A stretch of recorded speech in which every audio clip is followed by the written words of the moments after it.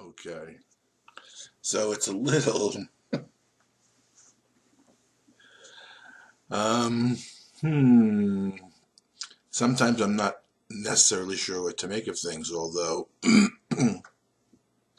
just before I sat down to do this, and what we're going to do today is I'm going to read, or I have read, I'm just going to do a little bit of talk about it. The section, because we're in the second part of the workbook, and the second part of the workbook is about gaining right-minded perception and living from the awareness that comes when you're right-minded perception and the experiences that you're now going to have on the way out. So the turnaround has occurred in your mind, where the illusion has lost its value. And you've had experiences, or you at least recognize in your mind that there is a way out. And the way out is through going back through your own mind and healing all the love lacks or sin that occurred within your mind through this process of forgiveness. And that there's an important line. As I said, we're going to keep this short because we already did one today. But this is the line. Listen to this. Forgiveness recognizes what you thought you did to your brother. What you thought your brother did to you has not occurred, okay? It does not pardon sin and make them real. It sees there was no sin. And in this view are all your sins forgiven. Why? And the next line will tell you why, but I'm going to tell you why prior to reading the next line so you understand where I'm coming from. The importance in these lines is anybody who's read A Course in Miracles or heard it teach, it's always that forgiveness recognizes that what you thought your brother did to you has not occurred. It does not pardon sin and make them real. It sees there was no sin. And in this view, all your sins are forgiven. Why? Because what's being forgiven, a sin, is merely seeing your brother as he is not through the eyes that lack love, and therefore judge against what your brother is in his reality. And that's what we're healing in our own mind. The judgments that we've made based on missing the mark of understanding what life is, viewing things from an errant perspective, and then thinking that it is the thing that we're viewing that is at fault rather than the perspective that we're using. For what is sin except the false idea about God's Son? So as you forgive, what your brother did to you gets forgiven and you see that there was no sin. You now see in your mind that the only sin there was your own misperception that you laid upon your brother, that you held him responsible for rather than yourself accountable for. And forgiveness shows us that neither one is real because the world is an illusion. There's another great line here, and all of you recognize this. You've seen it in your life, and perhaps you've done it. An unforgiving thought does many things. In frantic action, it pursues its goal, twisting and overturning what it sees as interfering with its chosen path. Distortion is its purpose and the means by which it would accomplish that. Well, it sets about in furious attempts to smash reality without concern for anything that would appear to pose a contradiction to its point of view. And you've seen people who've gotten so incensed and so angry that the world as we know it around them made no difference. They could run right through with the adrenaline because they had made an association in their mind, and they felt so attacked that they needed to defend themselves because of the guilt and fear in their own mind, because of the meaning they gave the situation, but through a lack of forgiveness, and until they changed their mind, They really think that that's what's happening, and no one convinced them until they have an experience. And that's what forgiveness is designed to do, to bring us an experience, to show us that what we thought our brother did to us, in fact, didn't happen, that none of this happened, and I was merely errant in my understanding of the occurrence and who my brother was and who I am. Not as a concept, but as a reality. So today, if we're doing these lessons, today we would have read this lesson, and this is what I'm saying, it's a little strange, because the lessons are all about the non-necessity for words. So we no longer need words. And this is what I was told to tell you. And I'm going to tell you it within the context of lesson 221. So, if we're doing these, when we're doing these lessons today, we would have woken up, read that section, then gone on to lesson 221. Read that, understood it, allowed it to sink in, a little blurb about forgiveness, and then gone on to lesson 221. Peace to my mind, let all my thoughts be still. And remember, we're only using words to introduce a practice period, a time of quiet wherein which we give our minds and our hearts rest and let them take rest. And this is what I was told to tell you after we read this, lesson 221, peace to my mind.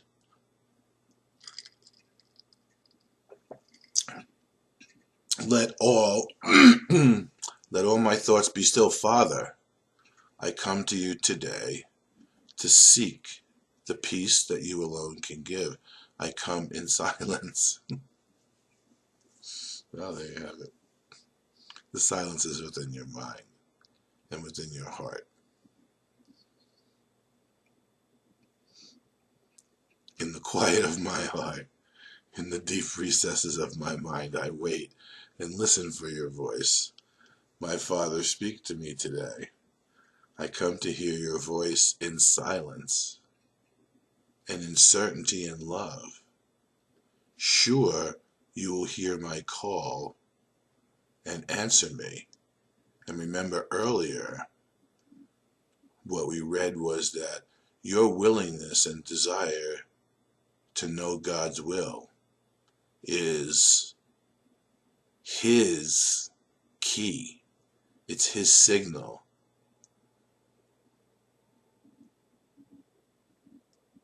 To help you recognize it. When you're ready to recognize God's will, God is right there to help you recognize His will and your will are one will. It waits on your call here in space and time. It's an ask and receive.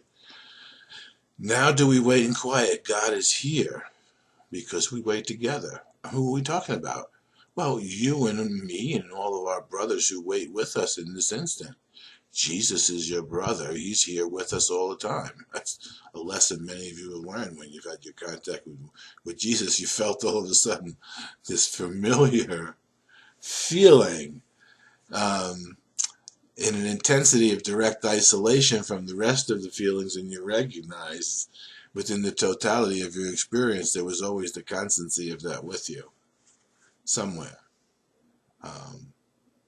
And as you begin to call on it and count on it and trust it, it begins to take precedence in your experience. So that feeling begins to be, you become aware of that feeling, where previously you may have been aware of fear, if you can understand that. It's like exercising a muscle. You become more and more aware of the strength of the muscle as you exercise the muscle, and less aware of the weakness that the muscle previously presented you with.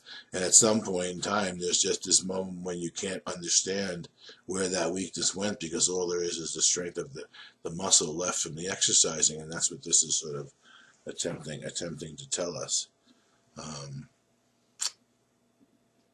I'm sure He will speak to you, and you will hear, accept my confidence, for it is yours. Our minds are joined. Of course they're joined.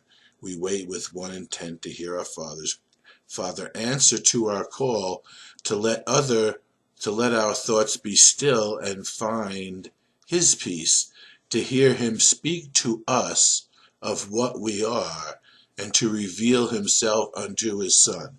And this is what I understand why I was told to tell you this.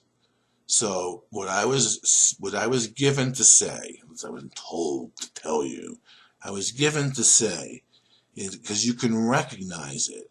Sometimes when we use vernacular, when we use a language that we speak freely and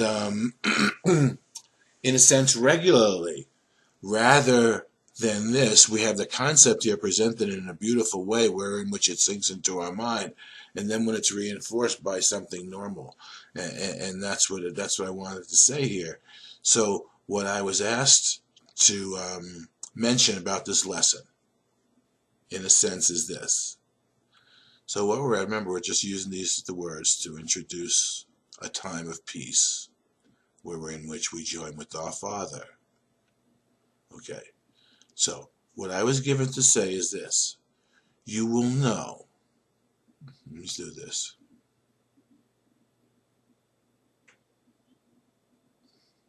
As you give rest to your heart and your mind, as you release all those thoughts that preoccupied your heart and your mind prior to this moment of prayer,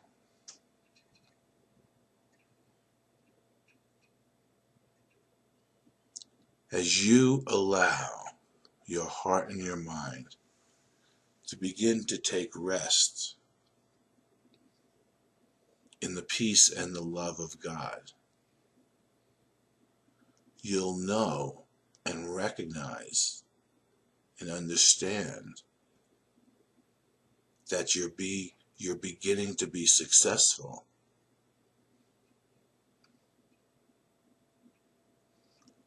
when your heart and your mind begin to offer you back the peace that you're offering to them. And you can recognize that in your feeling. There'll be a moment when you're letting it all go. You've read the words, you've read the lesson you've read the page on forgiveness, the words on forgiveness given to us by Jesus. And you've read the lesson for today, lesson 221, as a way to introduce your mind, just to set it in order in the morning, and then again at the end of the day, and any time during the day you want to. So you're organizing your day by a prayerful state, offering your mind and your heart to the Lord, to God.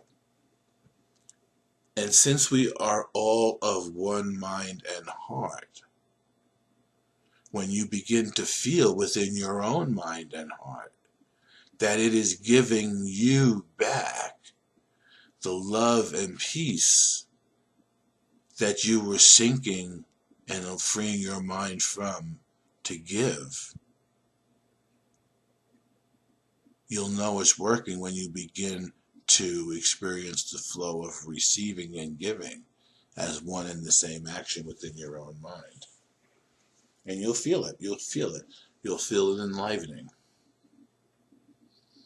Now, don't judge yourself if this doesn't happen at first, but allow it. You'll feel there'll be a subtle change, a subtle shift.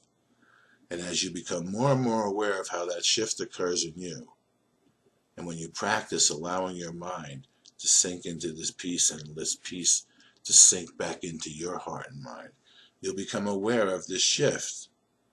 And you'll become aware of the fact, as a matter of fact, that you've known about it all your life. And you've had experiences of it as well. You just didn't know what to do. And perhaps, in fact,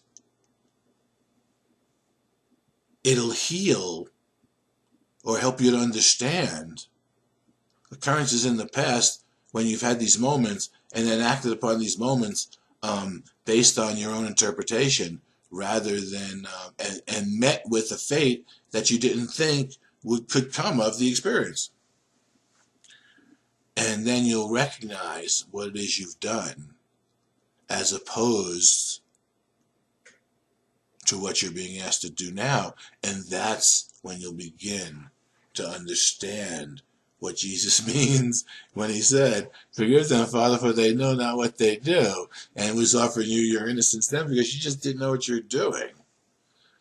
Had you been in your right mind, you wouldn't have done it. And now that you've learned how to be in your right mind, and then the second part of the year, you're going to learn how to live with right-minded perception and utilize that for the healing of your mind and salvation of the world. You'll see how foolish it was to think that you could have ever been guilty, but how understandable it is, the foibles that we put ourselves through, and we all do the same thing over and over again in the same way, but utilizing different forms and symbols in order to do it. So this is lesson 221, peace to my mind, let all my thoughts be still. Remember, read the blurb about forgiveness. There, and take the time.